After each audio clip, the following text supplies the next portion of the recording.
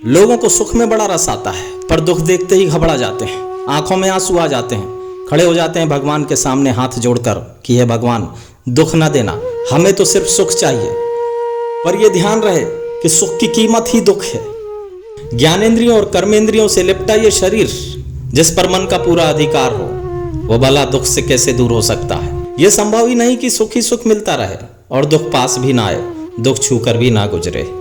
इन तथाकथित संतों ने सुख और दुख से भागने के कई रास्ते बताए, पर इससे बचना असंभव है, क्योंकि तुम यही तो चाहते थे, इसलिए तुम्हें यह मानव शरीर मिला, इसलिए तुम इस संसार में आए, ये तुम्हारी ही इच्छा थी।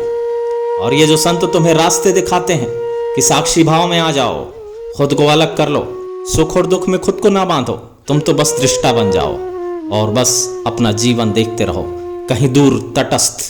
शरीर में बैठकर भी शरीर से दूर रहो, अपने कर्मों की जिम्मेदारी खुद पर मत लो, वो तो परमात्मा करवाता है, बस यही भान हो।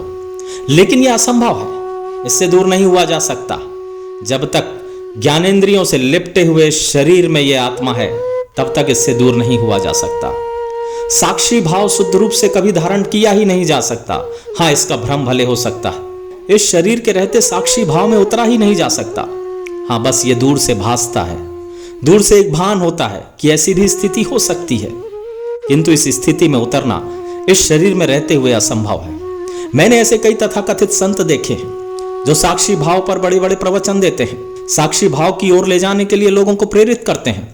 उन्हें भी मैंने सुख और दुख में लिपटे हुए देखा, दुख से रोते हुए देखा, सुख में हंसते हुए देखा। लोग इसका अभ्यास करते हैं और सोचते हैं कि वो साक्षी भाव को धारण कर चुके हैं। ये भ्रम है।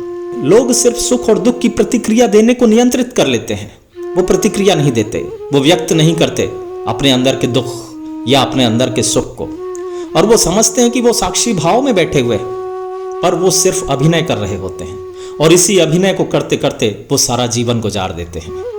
उससे तो बेहतर है कि हम सुख और दुख को नियंत्रित कर लें, ये स्वीकार करें कि सुख है तो दुख भी होगा, और इन दोनों में ही आनंद है, और यही आनंद पाने के लिए हम इस संसार में आए।